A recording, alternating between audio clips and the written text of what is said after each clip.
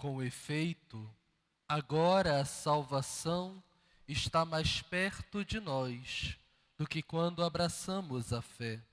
Reverendíssimo Diácono Arildo, caro seminarista Lucas, amados filhos, ao celebrarmos hoje o primeiro domingo do Advento, de fato somos convidados com toda a igreja a nos alegrarmos por esse tempo novo, a nos alegrarmos porque o nosso Deus, a nossa esperança, o nosso Emanuel, Deus conosco, está vindo. Mais do que isso, Ele vem. E a sua vinda é a certeza de que a nossa esperança não vai ser decepcionada. A sua vinda é a certeza de que a salvação está chegando, de que a libertação do peso, do sofrimento e da morte está para ser tirada de nós. E isso deve encher o nosso coração de esperança. Mas se por um lado o tempo do Advento deve encher o coração dessa santa alegria, porque agora a salvação está mais perto de nós do que ontem, do que quando abraçamos a fé. Por outro, nós devemos nos perguntar: e eu? Estou mais pronto para acolher a salvação hoje do que ontem, do que quando abracei a fé? O Senhor que vem encontrará um homem ou uma mulher pronta para acolhê-lo?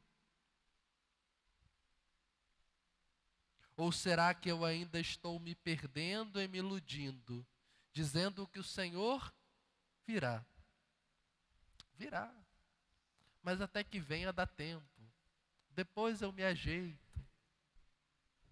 Depois eu me conserto. Cuidado. Olha o que o Evangelho vai dizer para a gente. Pois nos dias antes do dilúvio, todos comiam e bebiam, casavam-se e davam-se em casamento. E eu acrescentaria: trabalhavam, faziam planos, combinavam viagem, faziam investimentos de vida nos sonhos. E nada perceberam, até que veio o dilúvio e arrastou tudo. Qualquer semelhança com a nossa vida que pode estar desligada do tempo de Deus, deixa eu dizer para você, não é mera coincidência. Por isso a igreja nos dá esses tempos fortes na liturgia, para que eu e você entendamos que não basta tirar a nossa vida das trevas do pecado para a luz de Deus. Não basta, como disse Paulo, passar das trevas à luz. Não basta.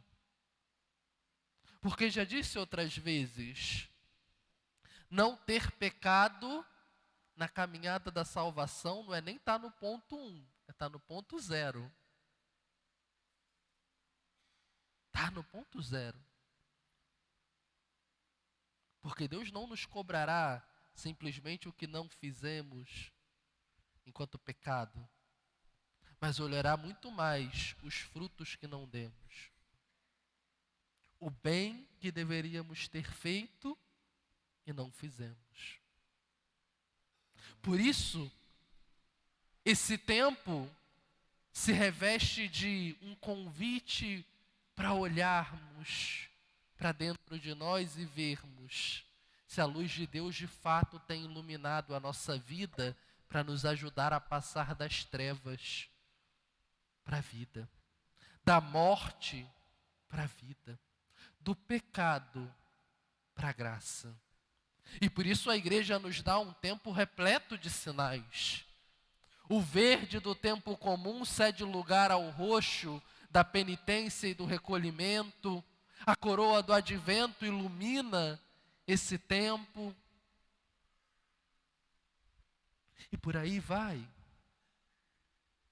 Para que eu e você percebamos que Deus está nos dizendo: meu filho, minha filha, agora é o tempo. É o tempo de preparar o coração. É o tempo de acolher a salvação, porque o Senhor vem. Agora. E o meu coração precisa estar pronto para recebê-lo. Agora é o tempo de passar das trevas para a luz. Mas pode acontecer que nós, tão acostumados como esse povo de Noé, a viver o tran-tran da vida, sem prestar atenção de que o tempo do relógio não é o tempo mais importante, nos percamos nisso. E o dia do Senhor, que deveria ser dia de alegria e esperança, seja para nós que estamos perdidos nesse tempo, um dia que nos arrasta, que nos arrasa. O grande convite ao iniciarmos esse advento é percebermos que Deus nos chama à conversão de coração, mas nos chama a perceber também nesse processo de conversão qual é o tempo que tem regido a minha vida. Esse tempo que me devora, que acaba comigo, ou o tempo da graça de Deus. Outro dia eu conversava com um conhecido e ele falava: padre, alguém tem que fazer um estudo sobre o tempo, porque não é possível que o dia tenha mais de 24 horas. Deve ter 16, 12. Porque eu levanto e só paro quando volto para casa e olho o meu dia, e hoje eu não consigo fazer metade do que eu fazia antes. O tempo parece que escorre pelas mãos e não rende, padre. Alguém tem que estudar isso. Deve ter mudado alguma coisa, não deve ser mais 24 horas o dia, tem que ser menos. Essa sensação. E quantos de nós vamos vivendo a vida também assim, nessa dinâmica, na dinâmica do povo do tempo de Noé, deixando que a vida nos devore, que o tempo vá nos devorando, e depois cuspa só o bagaço. Muito preocupados com o relógio. Tudo a gente tem hora. E curiosamente, tem hora para tudo e não tem tempo para nada. É um mistério de iniquidade esse. E nós precisamos tomar cuidado, porque esse tempo que nos devora não pode ser o tempo de Deus. Não é o tempo de Deus. É o tempo que nos tira da dinâmica de Deus.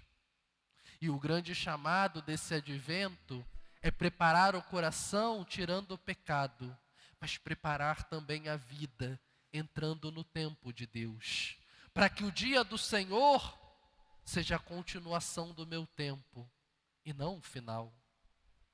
Não o final do meu tempo, da minha história. Mas se eu não perceber isso, se eu não perceber que eu preciso, à luz da graça de Deus, quebrar a dinâmica desse tempo, o Senhor que vem vai passar por mim e pode até ser que me arrase, mas não vai realizar a sua obra, porque o meu coração não vai estar pronto para isso. Não vai. E como isso é comum para nós, meus filhos. Quem aqui, lembrando um pouquinho de escola, né? Os gregos tinham, né, um pouco mais de sabedoria do que nós, né? Sabedoria prática.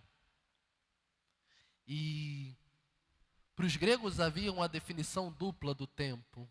Uma coisa era o Cronos, esse tempo do relógio.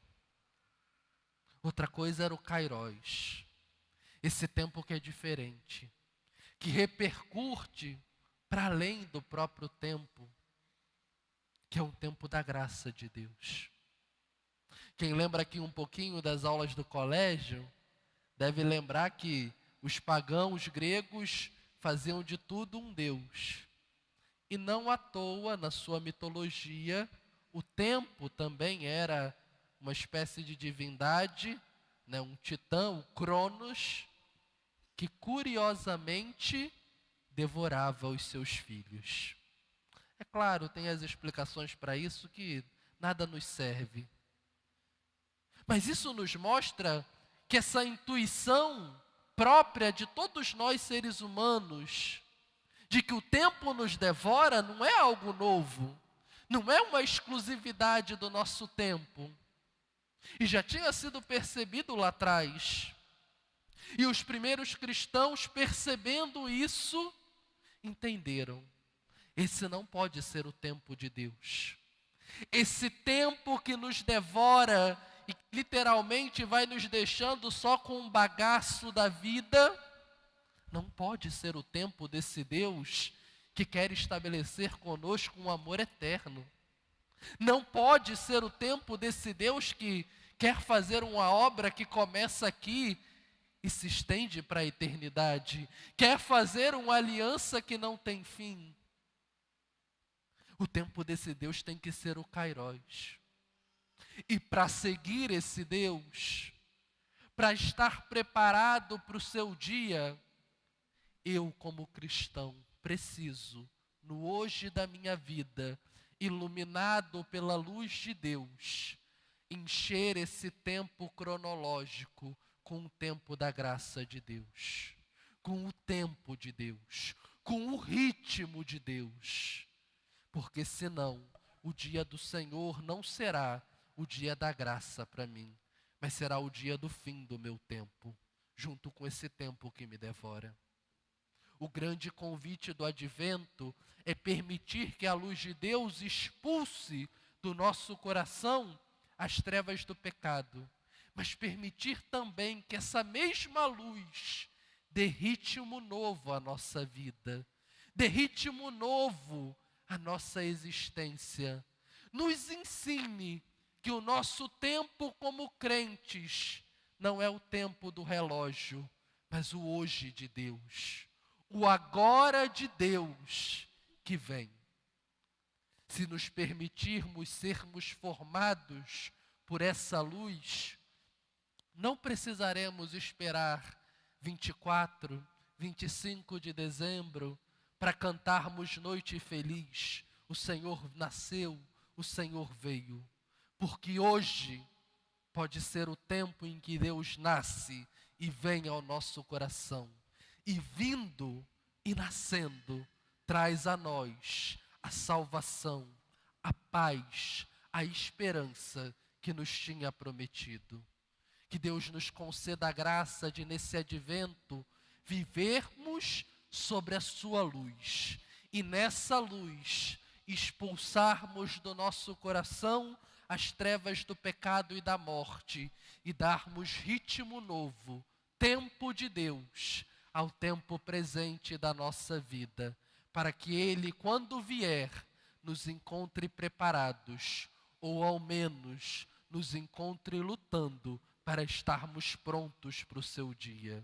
Que a Virgem Maria, nossa mãe, olhe por nós e que a consciência da salvação e do Senhor que vem nos anime a mudarmos o ritmo e o jeito da nossa vida.